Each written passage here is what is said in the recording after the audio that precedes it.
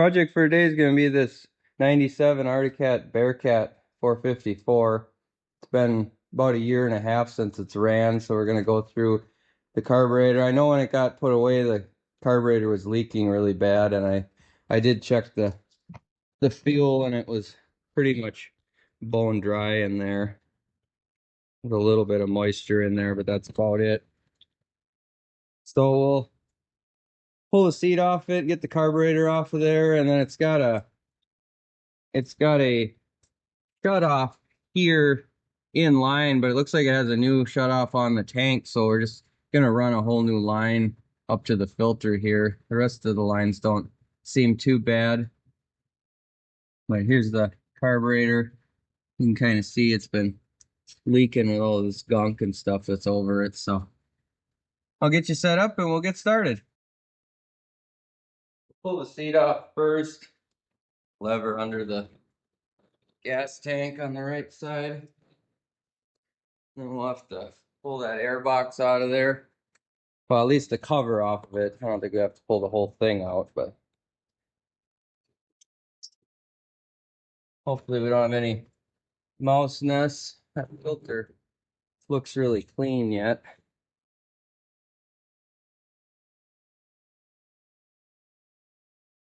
So then we'll pull this tube off. I think we can get it without pulling the gas tank off. I'd really rather not pull that off. So we should be able to sneak it out, maybe out the other side. The exhaust on this side might be blocking us. We'll pull this clamp here off. And there's another one up on the carburetor. Might have to pull this side panel here off so I can get that other clamp. The 8mm bolt here. I don't think this is what it's supposed to have.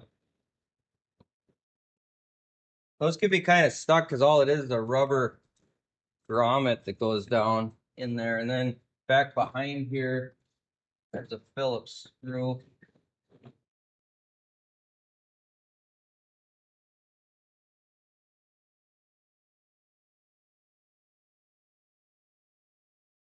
Kind of just wiggle it out of there.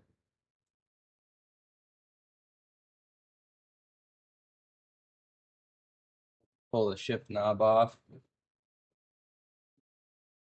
Well, that gave us quite a bit more room.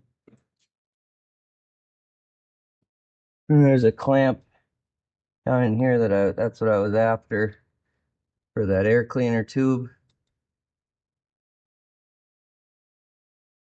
We should be able to pull that tube out of there.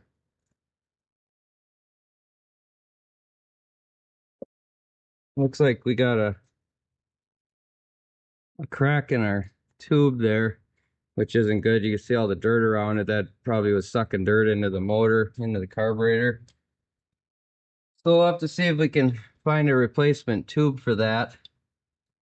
And then there's a clamp holding the carburetor onto the engine there. We'll take this side cover off first that covers the throttle cable.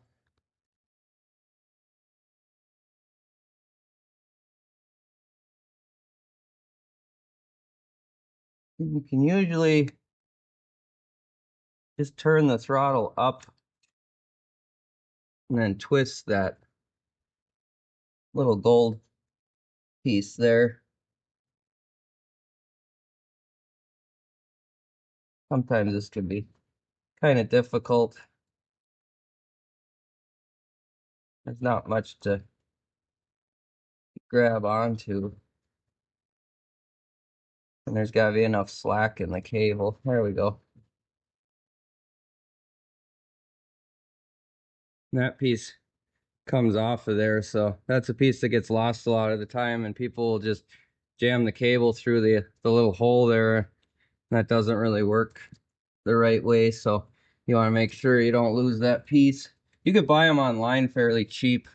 I've bought a pack of replacements before just because I found quite a few with customers that tried to do the carb themselves and they ended up losing that piece.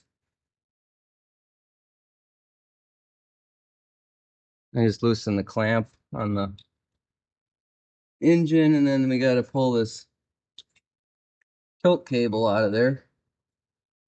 I'll have to grab a wrench or pliers for that. Kind of hard to get a camera in here, so I'll show you when I get it out of there what I'm doing here. It's essentially just like a nut. It's on the end of the cable, but it's really hard to get a wrench in there, and it's plastic, so I usually just use if they're not too tight, usually just use a long needle nose like this. Work it out of there.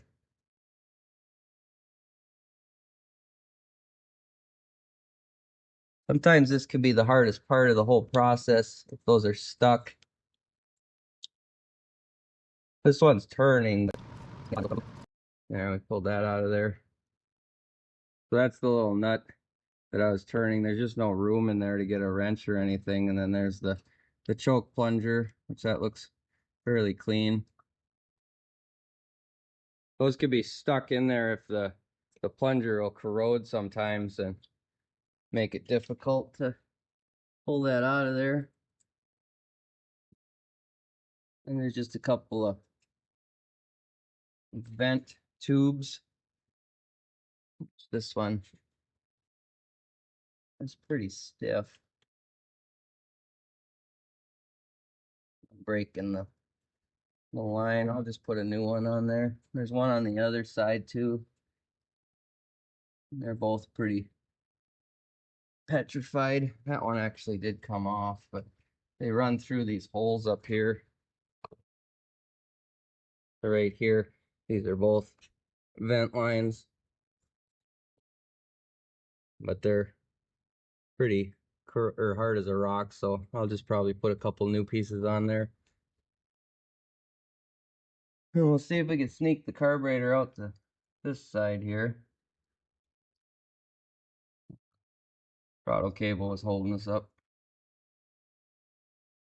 There we go. As you can see, that's pretty filthy on the outside, so I'll run that in the parts washer and clean it up a little bit before we take the float bowl off of it.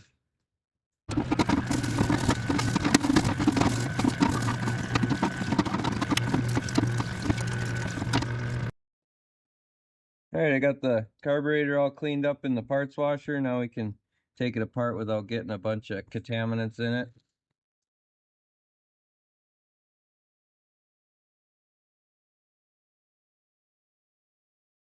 I'm going to take the float bowl off first and then work from there.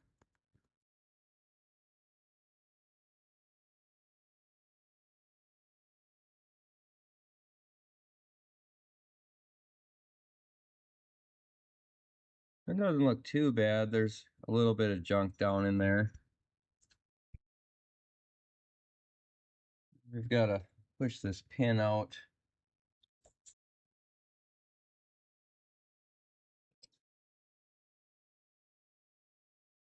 Those usually are fairly stuck in there.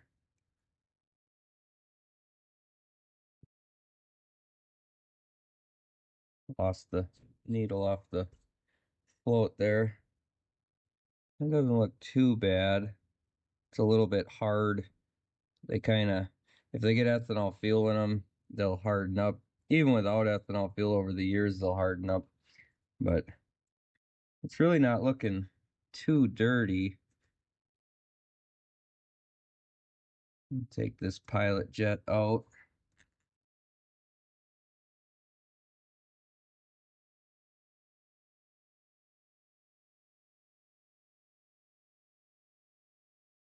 See if we can see light through it. I don't know if you, oh yeah, there you can see it. Can see through it. I do have a carb kit for this, so I'm just gonna put new jets in it. Take the main jet out.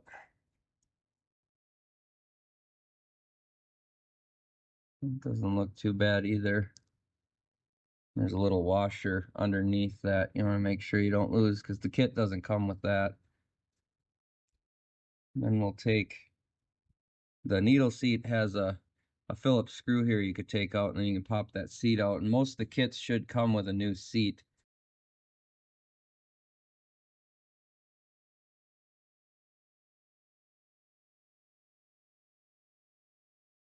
Some of the kits, I like the All Balls Racing kits because they'll come with the new float bowl screws and stuff. A lot of times those get rounded out, being that they're just Phillips screws. You get that out of there. That does have some junk on it on that screen down below there, so I think we were getting some dirt and stuff in the vents. And then that has an O-ring on it too. If you're not replacing it, make sure that O-ring is still good. Yeah, there's a bunch of junk down in there. It actually looks like pieces of old fuel line or something that's down in there, so that'll be good to get that out of there. That was probably the runnability issues, because it would run for a while and then it would kind of sputter out. So this one is our adjustments, the fuel air mixture adjustment. So you want to count the turns on that so you can get it back to what it was. So we got 1/2, 1, 1.5, 2, 2.5.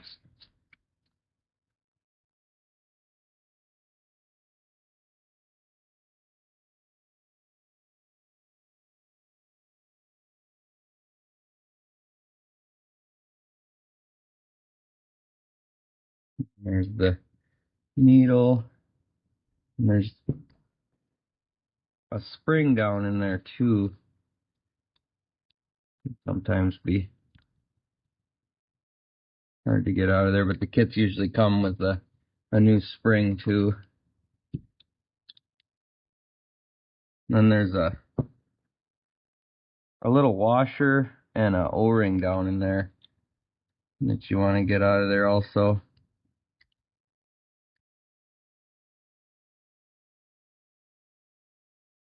There we go. It goes out of there, and it goes, the wash or the O-ring goes first, and then you get the steel washer on top. That's one thing that people get mixed up. So that's pretty much that side of the carburetor. And then the top here has a diaphragm in it, and that's what moves this slide up and down, is that diaphragm. There's a spring under there too, but you want to make sure that that diaphragm isn't torn.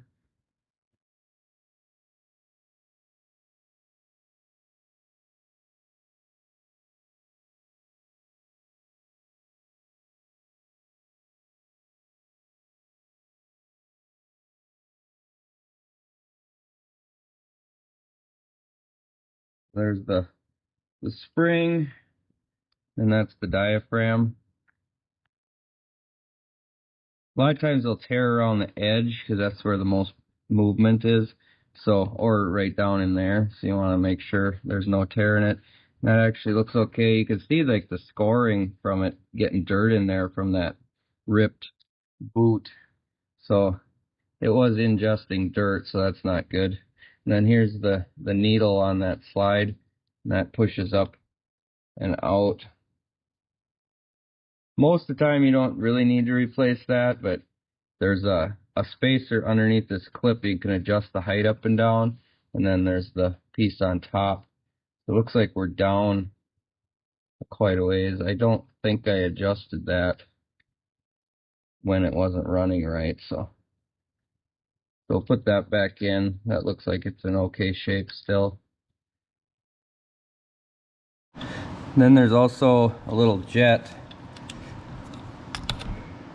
right there that you can pull out.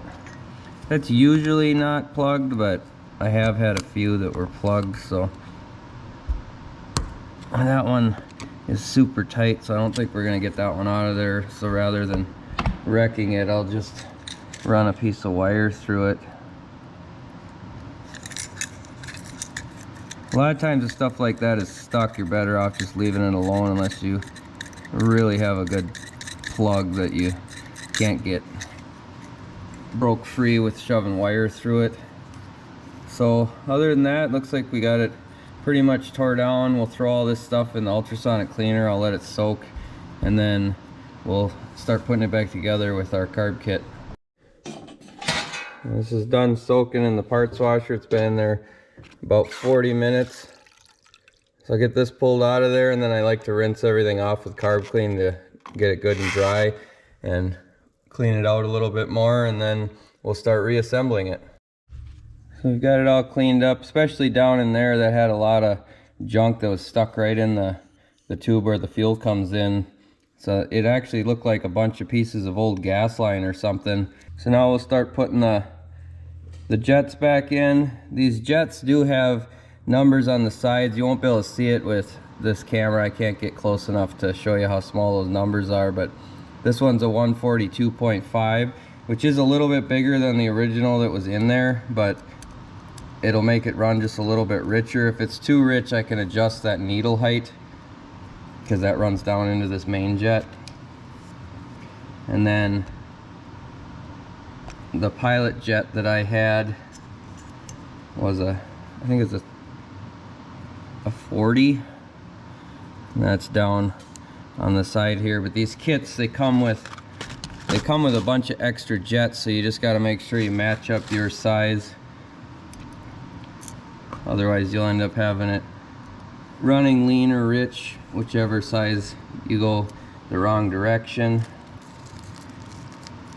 So we've got the pilot jet in and the main jet, and then we'll put our needle seat in. If I can get this little bag open.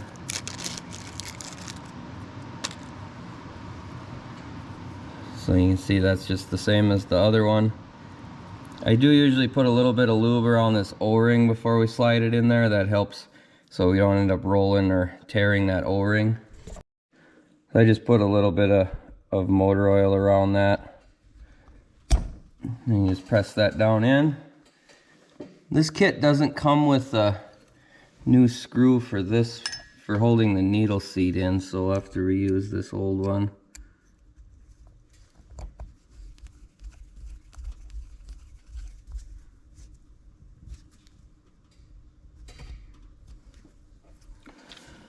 It looks good. Then we've got that air fuel mixture adjustment we've got to put in. And then remember we had that washer and the O-ring. So it goes the needle, then the spring goes over it, and then the washer, and then the O-ring kind of all sits like that. I like to put it all together like that and then drop it in there. Otherwise, sometimes you can get that stuff will flip around in there. And then I tighten it down all the way. I'll have to get a narrower screwdriver to get down the rest of the way. And then we'll count back out. We were 2.5 turns. So now we're at 2.5. And then we've got a new float bowl gasket. I did pull that out of there before I threw that in the ultrasonic cleaner.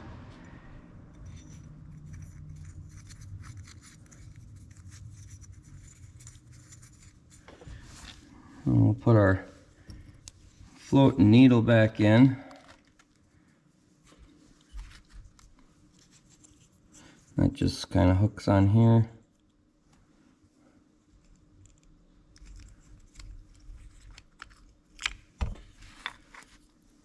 And we'll put the pin back in here. This one fits a little tight, so I'll use the punch to get it back in there.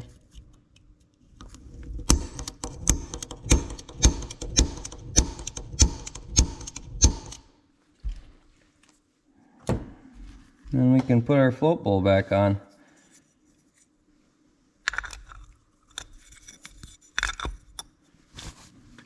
Like I said, this does come with new screws, so might as well use them. So this adjustment for the idle, that was folded around like this. And put that down first just so I don't forget which spot it was.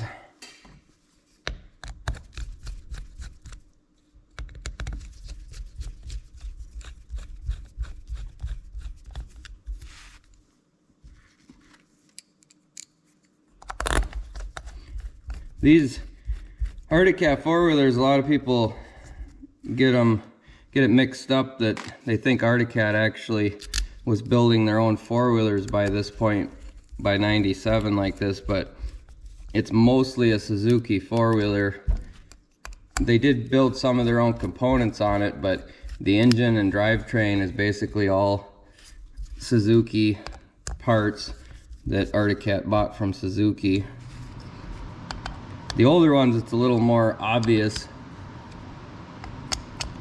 that they're Suzuki, the ones that had the engine sitting way back, the 250s and the 300s, but they didn't start building their own engines and stuff for quite a while. They had Kawasaki engines in some of the V-twins and stuff like that, so when people complain about the Arctic Cat four-wheelers, it's actually a Suzuki power plant that they're talking about. They're not really talking about the actual Arctic Cat. So now we can put that diaphragm back in.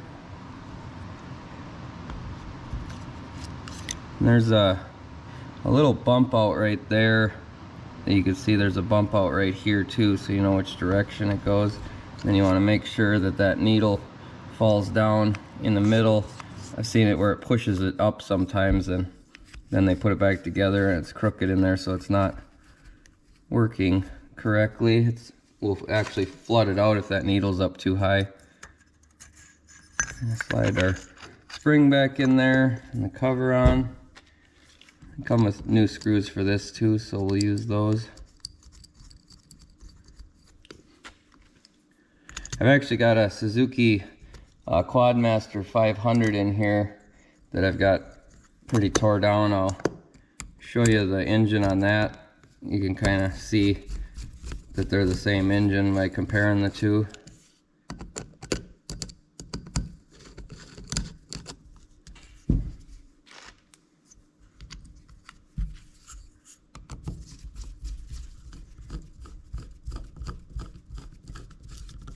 These were pretty tough four-wheelers though. They were really heavy built.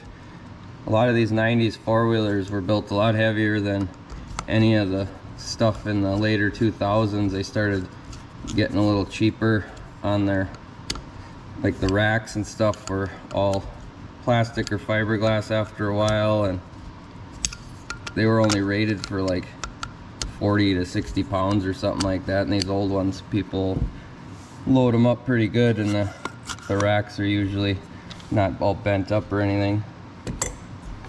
So you want to make sure that slide goes up and down freely. Once you get that back in there, I think that's mostly everything.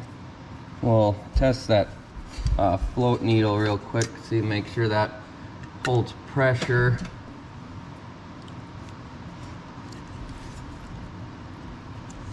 Oh, I should have left my smaller line on there.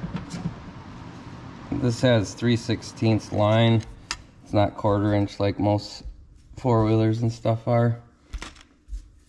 So we'll pump it up with the pop-off gauge. We gotta make sure the carburetor is upside down so the float is pushing down.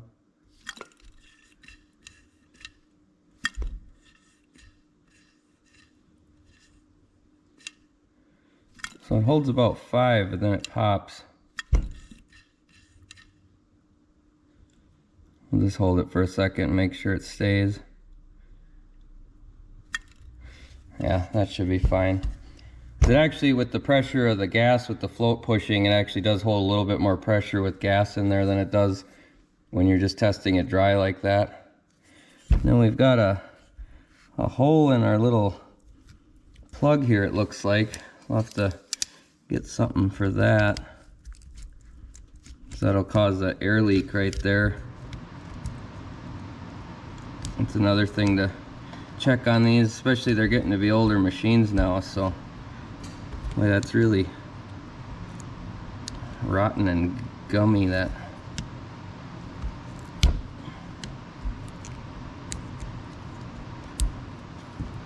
So it's dang near plugged off anyway, but let's see, there's a hole in the end of that. That should just be a capped off part, so I'll have to find a cap to put on there.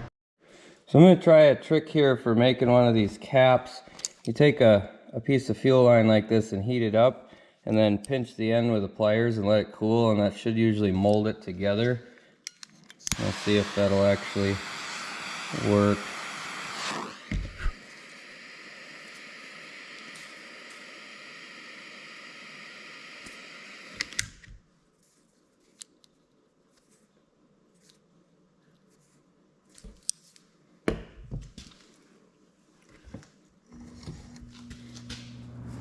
We squish the end there like that.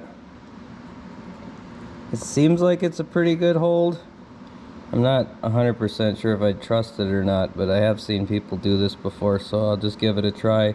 It's easy enough to get up in there and put a different plug on it if this doesn't work. I'm gonna put that on there, and we'll see how long that'll last. I could have maybe crimped it down a couple of times and got it closed off farther, but I couldn't blow any air through it, so we'll see if that'll last. So now I think we're ready to start throwing this back on the four-wheeler. So I sneak this back in through the side by the exhaust. I'll just push it in here and leave it loose for now. I'm gonna turn it down so we can see if we can get this choke plunger started.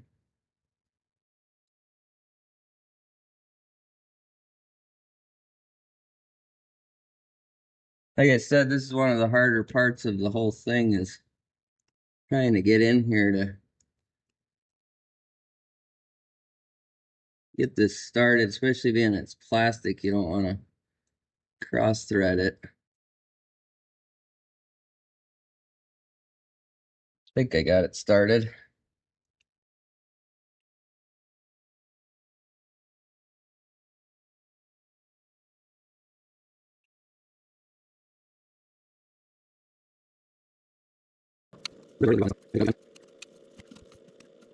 There we go. You don't want to over tighten them either with it just being plastic threads like that. We'll slide the throttle cable back down through here.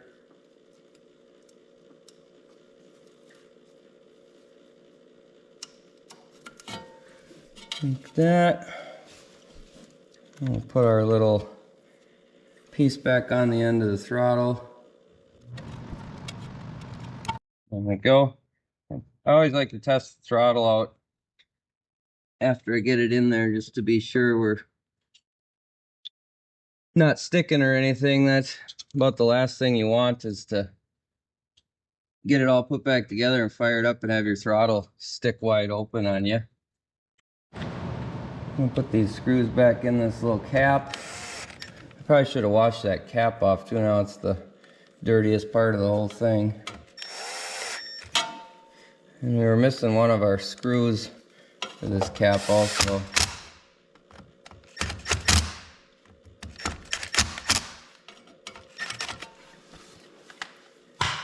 And then I did put a new fuel line up to the filter here. That weird fuel shutoff and stuff didn't need to be on there, especially since it has a good shutoff on it. I'll have to find a clamp for that too. I got a clamp on that line now. Slide that on there.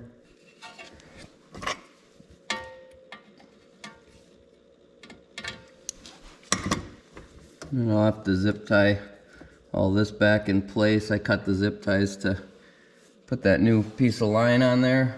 And then that tube that we found the crack in, I'll have to order a tube for it, but for now I just wrapped it in this, it's like a silicone tape, so you kind of stretch it and then it sticks to itself. It's called this rescue tape. I've never used it before, so I'm just giving it a try to see how it works. It seems to be the more you stretch it out and then wrap it around itself, it kind of reseals to itself. It doesn't actually, it's not actually sticky to stick to anything. It's more of a compression fit, but it did actually make a pretty good seal here, and it even ran like up the edge a little bit where that crack was. I'm not going to trust it in the summertime, but it's winter time now, so there's not a heck of a lot of dust and stuff out when you're in the snow and all that. So I think it'll be fine for now, but I'll find a used one of these and throw a better one on before summertime. And so I got that tube wiggled in here. I didn't record it. I figured it's pretty self-explanatory. You just kind of got to bend it and get it up on the carburetor and then get it shoved down in there. And then I got these vent tubes.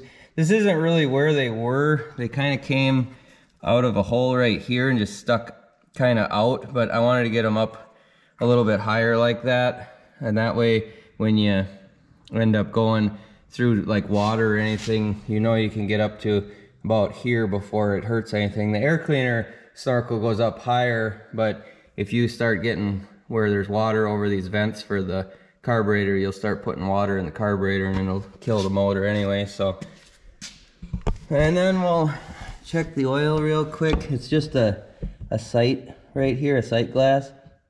You want it to be, there's a line here and a line here, so anywhere in between there is usually pretty good, and we're about halfway here, so that should be good. I think we're about ready to put some fresh gas in it and see if it'll fire up. I've got a battery in there and it's on the charger, so hopefully we got enough juice to fire it up. Well, I got it topped off with gas and I got the battery charger on it. I put some air in those rear tires so it wasn't sitting quite so lopsided. So the choke cable is broke right here, so I just have to pull on it to choke it. So I'll pull it out like that a little bit and we'll see if it'll fire up.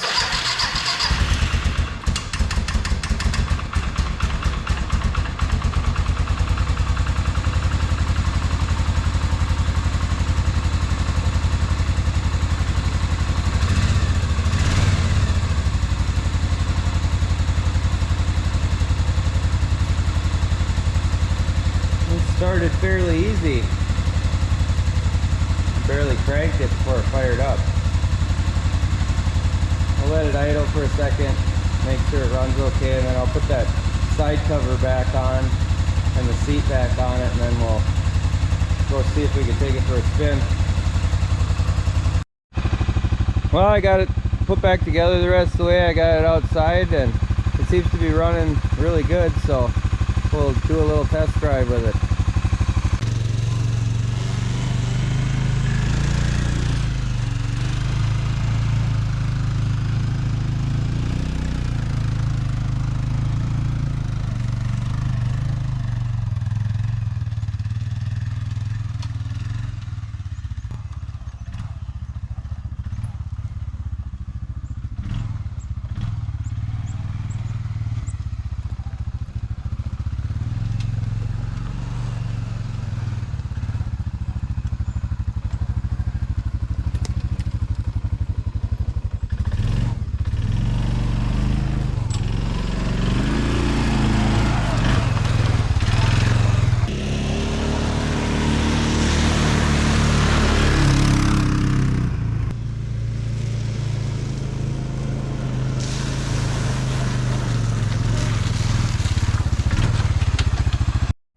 Well, I think we gave her a pretty good shakedown run and everything seemed to work fine. The brakes are a little bit sticky, but we'll have to address that at another time.